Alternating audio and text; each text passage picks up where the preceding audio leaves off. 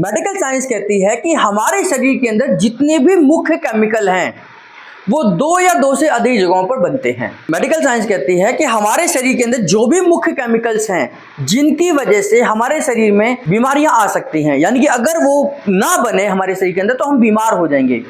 जैसे उदाहरण के तौर पर बताता हूं, जैसे पार्किंसन एक बीमारी है जिसमें हमारा शरीर ऐसे ऐसे कांपना शुरू कर देता है, हाथ ऐसे ऐसे हिलने लग जाता है। तो ये पार्किंसन की बीमारी होती है डोपामाइन की डेफिशिएंसी से।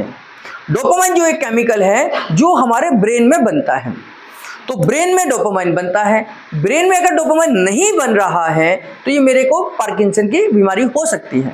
अभी तक तो नहीं है भाई, ठीक है, मैंने हाथ को ऐसा रखा तो ऐसे ही ना, ऐसा तो नहीं हो रहा, तो यानी कि मेरा डोपामाइन ठीक बन रहा है। जिन लोगों के हाथ ऐसे रखने पर ऐसे ऐसे ऐसे ऐसे कांप रहा है तो समझ जाओ कि उनका डोपामाइन गड़बड़ हो रहा है, ठीक है। तो ब्रेन अभी तक डोपामाइन बना रहा है और जब ब्रेन डोपामाइन नहीं बनाएगा तो बीमारी की शुरुआत हो जाएगी। तो ये मुख्य केमिकल हो गया, ये तो मुख्य हो गया ना, तो ये तो बीमारी सबको बेकार लगेगी भाई, ये तो ऐसे हिल रहा है अपने आप ही, है ना। कई बार तो आंखें भी ऐसे झपकने लग जाते हैं, है ना, आंखें बंद होने लग जाती हैं। तो ये मुख्य केमिकल हो गया डोपामाइन। ऐसे ही एक केमिकल क्या है, हेपरिन है हमारा। हेपरिन क्या है, ब्लड के अंदर क्लॉट को नहीं जमने देता, तो वो भी जरूरी है। अगर हेपरिन ना बने तो हमारे शरीर के अंदर क्लॉटिंग होना शुरू हो जाएगी, खून जमना शुरू हो जाएगा, और जमना शुरू हो जाएगा तो फिर ये हमारी डेथ ही हो जाएगी, क्योंकि हम तब तक जिंदा हैं जब तक ब्लड सर्कुलेशन में है। ब्लड जाम होते ही हमारा काम तमाम है। तो इस ब्लड को जमने नहीं देता कौन सा केमिकल, हेपरिन केमिकल। ऐसे ही हमारे शरीर के अंदर एरिथ्रोपोइटिन है।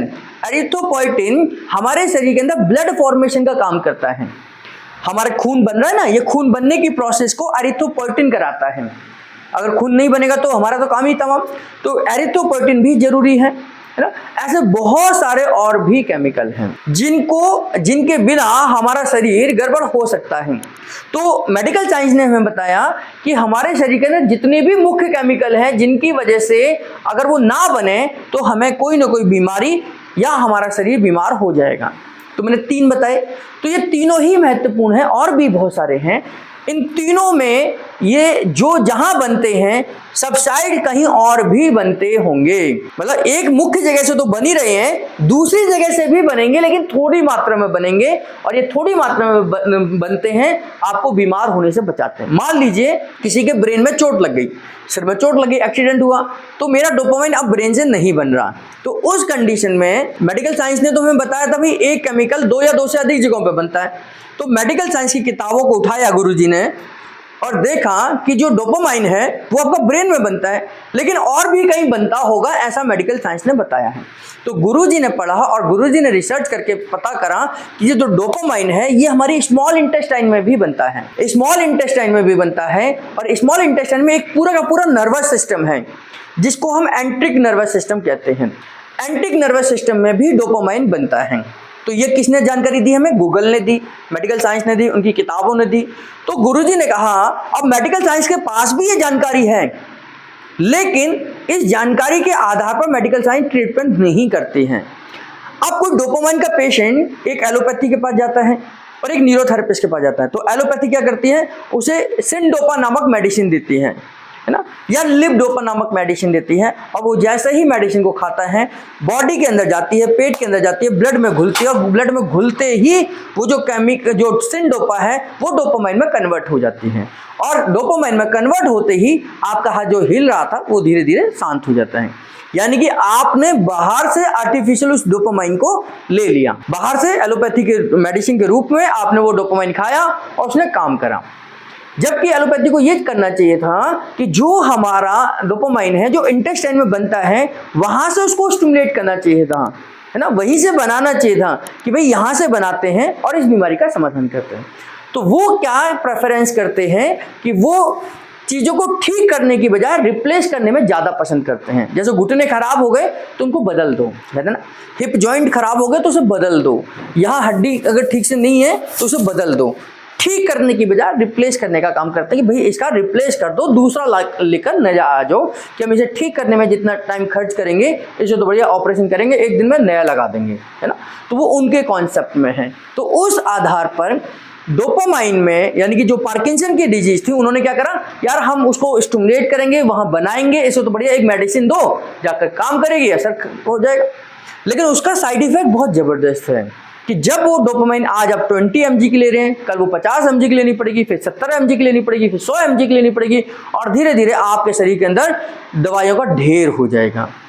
एक पार्किंसन का पेशेंट एक अपनी लाइफ में अगर वो 40 से 50 या 50 साल की एज में इसका पार्किंसन का पेशेंट बनता है और वो 80 साल जी ले, तो वो लगभग माना जाता है कि एक कट्टा भरकर मेडिसिन खा चुका होगा। इतनी मेडिसिन उसके शरीर के अंदर जा चुकी होंगी।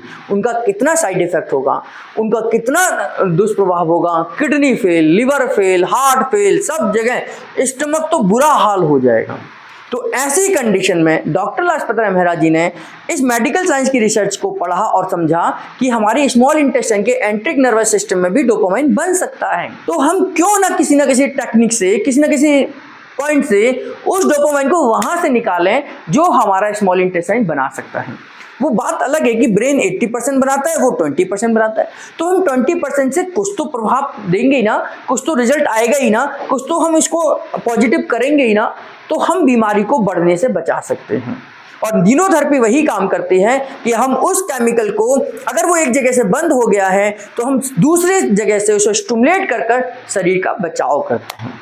जैसे डोपामाइन में हम ब्रेन की बजाय स्मॉल इंटेस्टाइन पे काम करते हैं। ब्रेन को तो करते ही है कि ब्रेन भी बनाना शुरू कर दे, इसके लिए हम 20 मेडुला देते हैं, है ना, और इंटेस्टाइन काम करे इसके लिए हम 12 गैसाई का इस्तेमाल करते हैं। इसी प्रकार एरिथ्रोपोइटिन, जो मैंने आपको बताया कि आपके ब्लड फॉर्मेशन का काम करती है, 80% एरिथ्रोपोइटिन कहाँ बनता है, आपकी किडनी के अंदर बनता है, लेकिन 20% आपका लीवर भी एरिथ्रोपोइटिन को बना सकता है ना। तो हम किडनी खराब हो गई तो उसका मतलब ये थोड़ी कि हम बाहर से आर्टिफिशियल केमिकल लें, हम लीवर को स्टिमुलेट करना शुरू करते हैं और लीवर एरिथ्रोपोइटिन बनाकर ब्लड फॉर्मेशन कर सकता है। इसी प्रकार हमारा हेपरिन है, हेपरिन 80% कहाँ बनता है, लिवर में बनता है ना, लिवर और लंग्स में बनता है, बाकी जो है वो हमारे सभी सेल्स में बनता है। तो लिवर अगर हेपरिन नहीं बना रहा या लंग्स नहीं बना रहा, तो लंग्स की जगह हम लिवर से बनवा लेंगे, लिवर की जगह लंग्स से बना लेंगे। यानी कि हर वो मुख्य केमिकल जो शरीर के लिए जरूरी है वो 2 या 2 से अधिक जगहों पर बनता है। हमें पहले ये जानने की जरूरत है कि दूसरा कहाँ से बनेगा, और दूसरा जहां से बनेगा हमें उस जगह को स्टिमुलेट करने की जरूरत है। तो न्यूरोथेरेपी इस कंडीशन में दूसरी जगह से उस केमिकल को रिलीज कराकर उस बीमारी का बचाव करती है, यानी कि शरीर को उस बीमारी से बचाती है। तो इस तरीके से न्यूरोथेरेपी हर केमिकल पर काम करती है और आपको साइड इफेक्ट से और जो बोरियां भरकर मेडिसिन खाने वाले हैं लाइफ टाइम, उनसे बचा सकती है।